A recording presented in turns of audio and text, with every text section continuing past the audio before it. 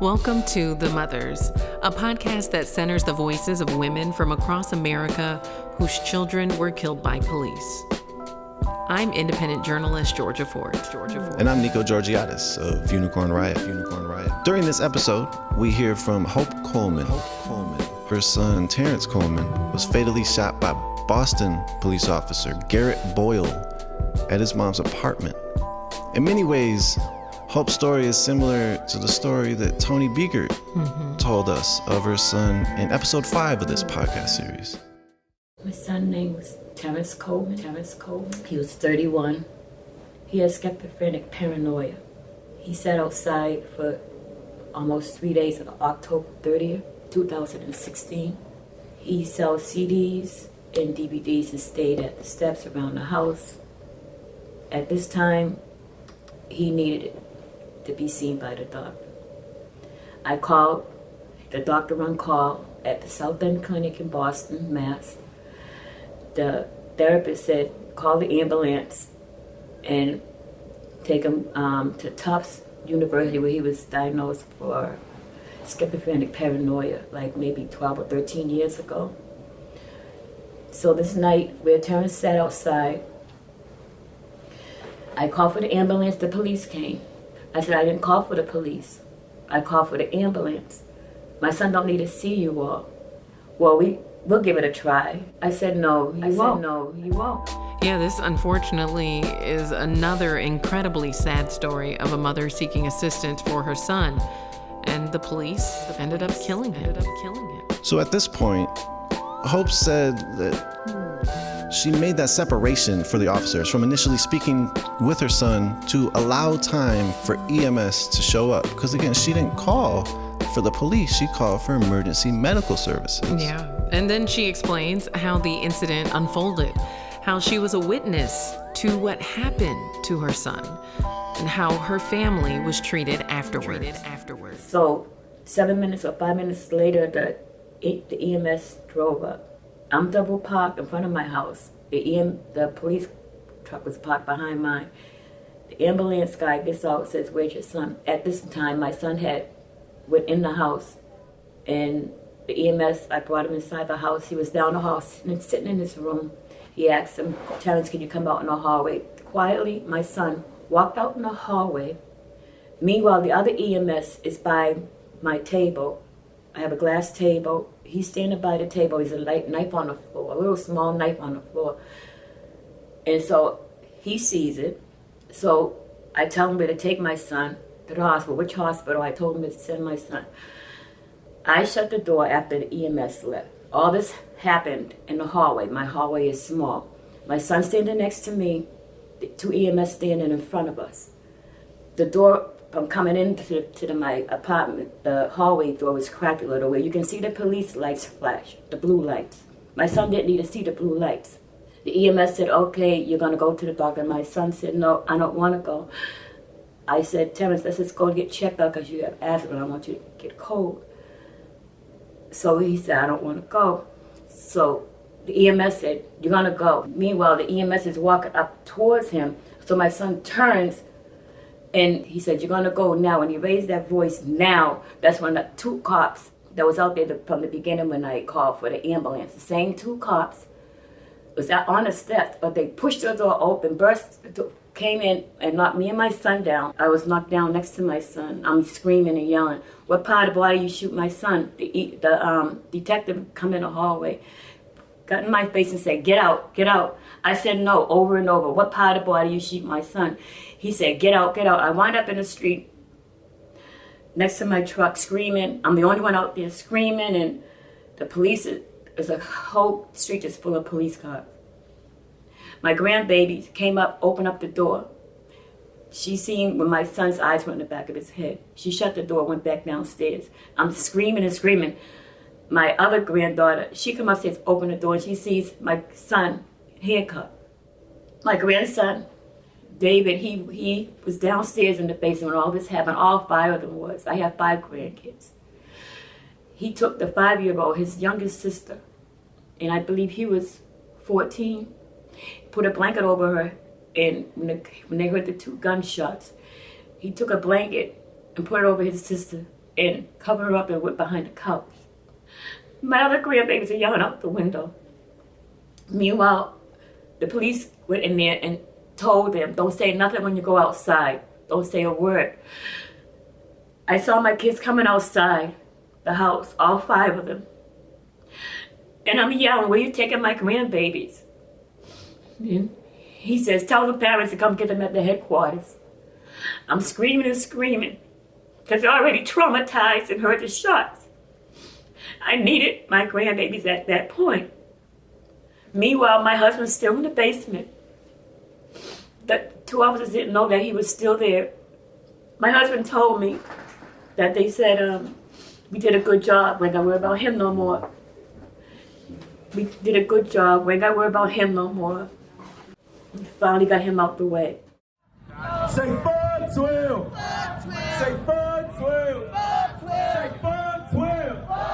Say 412. You're listening to Hope Coleman. She's speaking about her son, Terrence Coleman, who was killed by an officer with the Boston Police Department.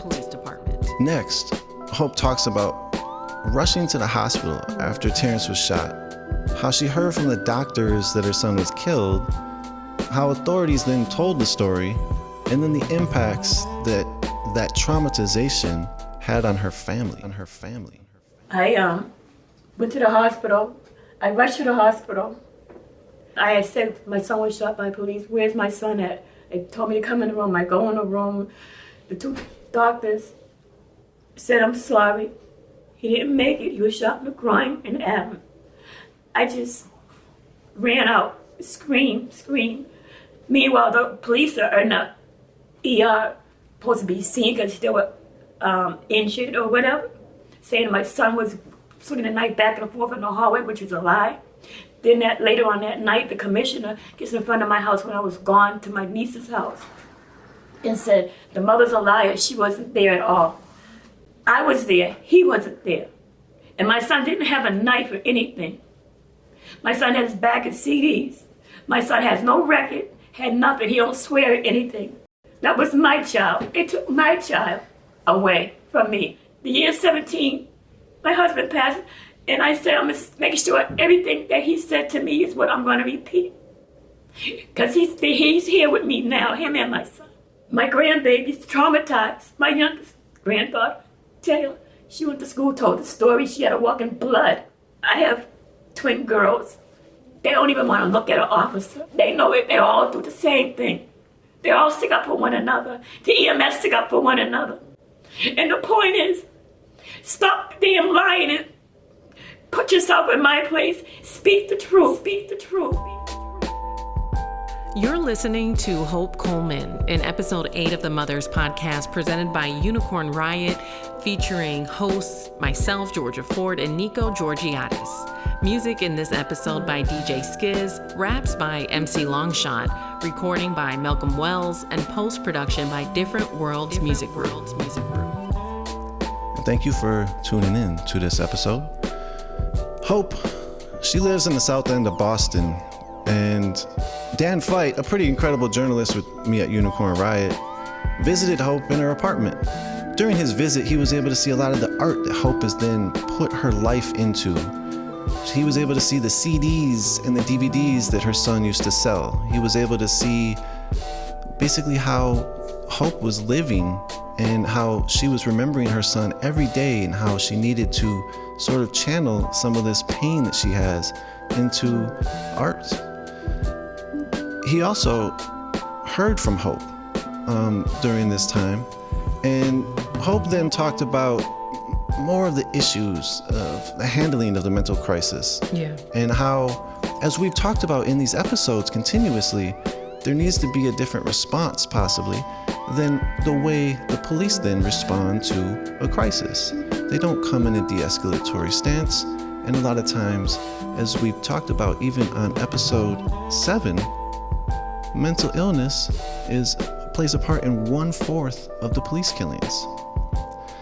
This is Hope talking more about that and how the system deals with mental crisis. In the statement of how many times they came to my address, It doesn't matter how many times. They say, oh, a dozen of times. So a dozen of times, and then you call again, and then your child get killed. That's not professional. That's a scary thing. If I had known the statement that they made and put in the paper, or what the officer said, I would never call 911. This is the fear of mental health. People are not going to want to call for help because they don't have trust in the police. And for them to make a statement of how many times, I didn't know there was a limit. And it's on my conscience. I feel bad for calling.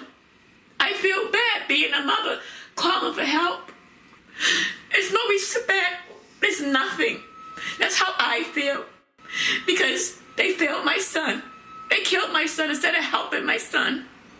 There's a lot of people here that has mental health issues. I wish I never called. But then I'll be a parent that's not getting help for my child. How many times do you have to call for 911 and they complain about it? Oh, so we'll just kill him this time. And then on top of that, they brag about after the fact, after they killed my son. Oh, we did a good job. We ain't gonna worry about him no more. In episode 5, we spoke about the regret that Toni Biegert felt after calling for help for her son and him ending up dead. In a very similar vein, we hear that same pain from Hope. I never think that I'll be in a situation where I call for the ambulance and I wind up with no son.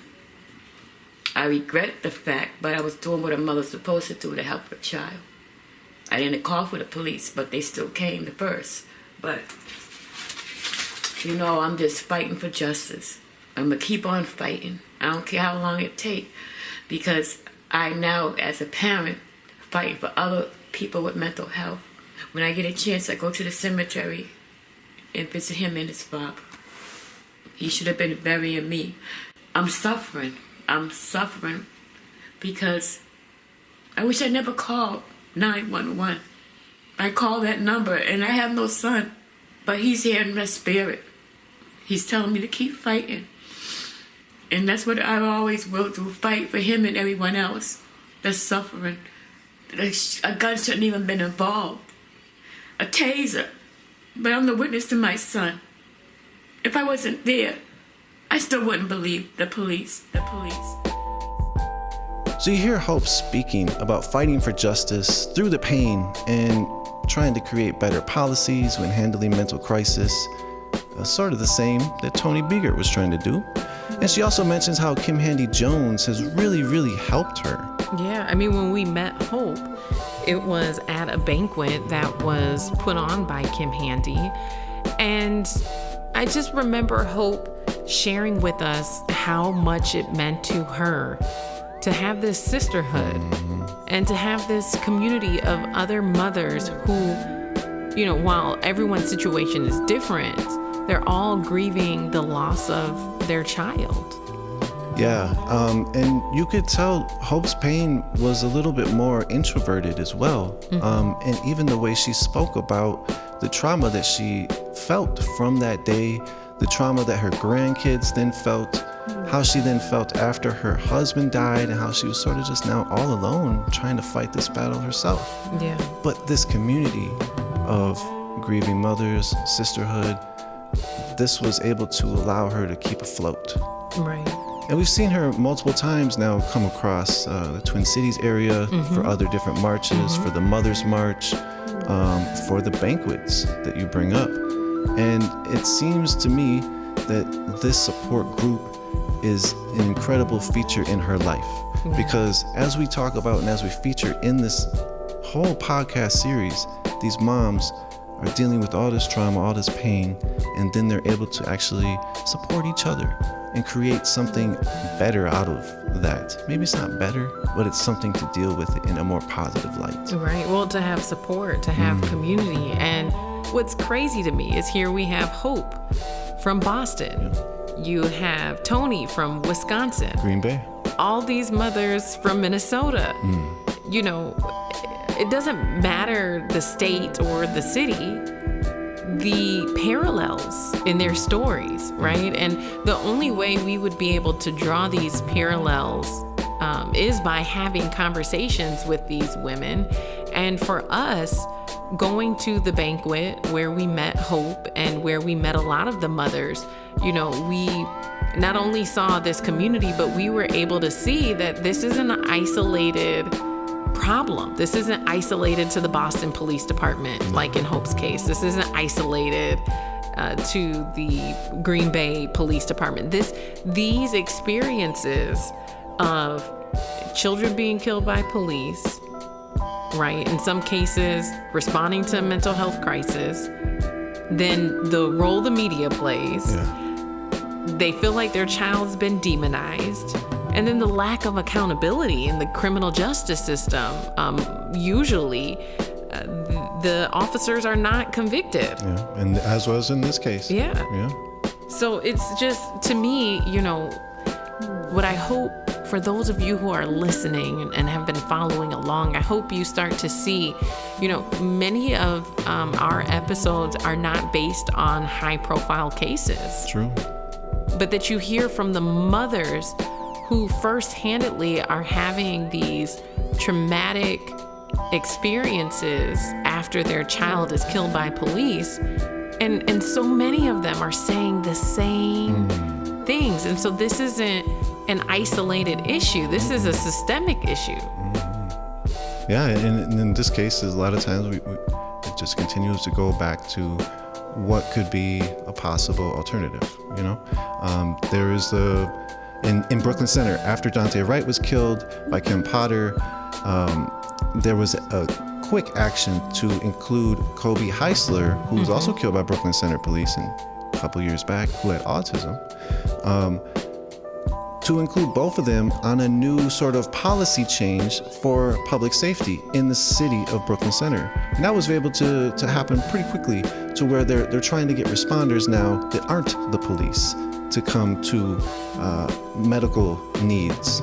And it seems like that's going to be possibly the way forward. If we're going to have this system where it is, how it is, they need to change the way the 911 dispatch gives out the call to the police and not have those mental crisis calls go to the police, and instead have an alternative. And as we see even on the north side of Minneapolis, they tried to get the Travis Jordan bill to go through. And from there, again, people are trying to change some of the legislation and the policies around these police departments' reactions, but that doesn't seem like it's stopping these murders from happening. Well, especially when you think about the fact that those are all city-issued bills or ordinances. So, yeah, does that mean that each city has to have a police killing in order for them to get a bill that will prevent this from happening in their city? Right? Why does the cost of change continuously have to be black blood?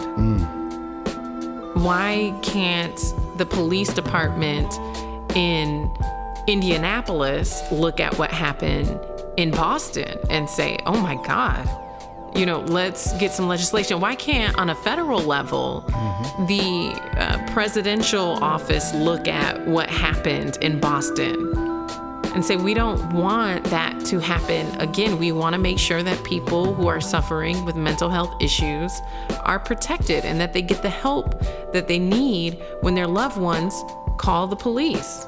Exactly. And as was mentioned by Hope, there seems to be maybe a quota on how many times she could even call for help. Something about, you called too many times, we can't help you anymore. Or even hearing the officers say, it's good we got rid of this person, we got him out of here. Like this, to me, yes, there's so much change that needs to happen within the structure of how they respond, but then also their response and how they're also treating the community, how they come into the community, looking at the community as enemy combatants so often. But yes, even going into how many times can you call? So what is an alternative? What is an alternative to 911 if you have a child with an issue that needs some help? And a lot of times, these moms are stuck alone. And now she's still continuing to feel that pain from thinking it was her fault. Yeah. And as we talked about with Toni in episode 5, it's one of those situations where we have a mom now dealing with the loss and then also dealing with the pain inside of them that thinks it's their fault. So here we're gonna hear from MC Longshot with the song called Hope.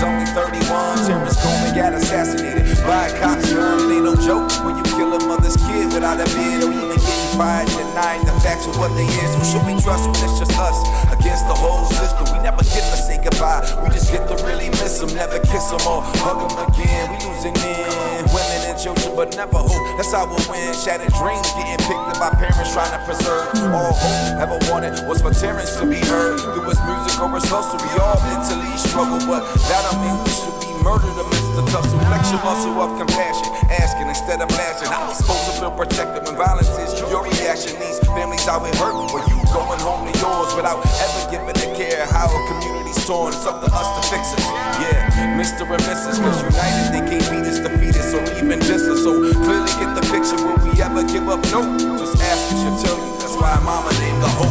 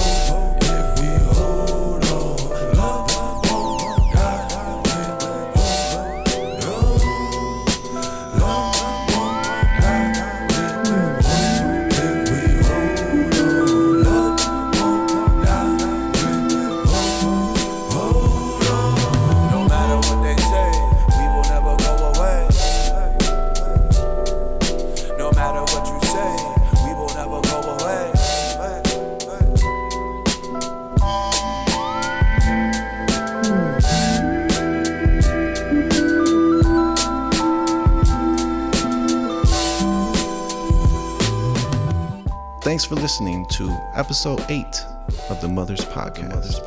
You can find all of the episodes at unicornriot.ninja/The Mothers. And to find out more about my work as an independent journalist, head over to my website, georgiafort.com. And you can follow my work, Nico Georgiadis, at Mr. Nico G on social media and nicog.work.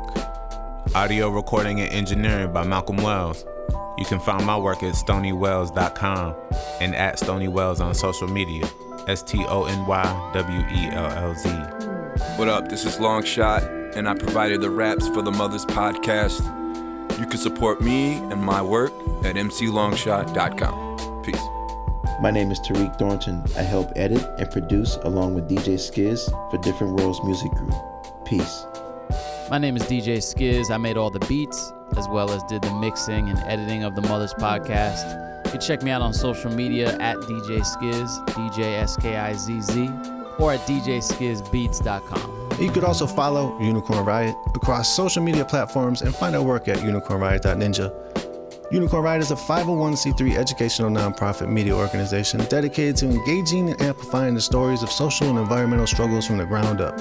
Support our work at unicornriot.ninja/donate. Part of the funding for this podcast is made possible by the voters of Minnesota through a grant from the Metropolitan Regional Arts Council, thanks to a legislative appropriation from the Arts and Cultural Heritage Fund.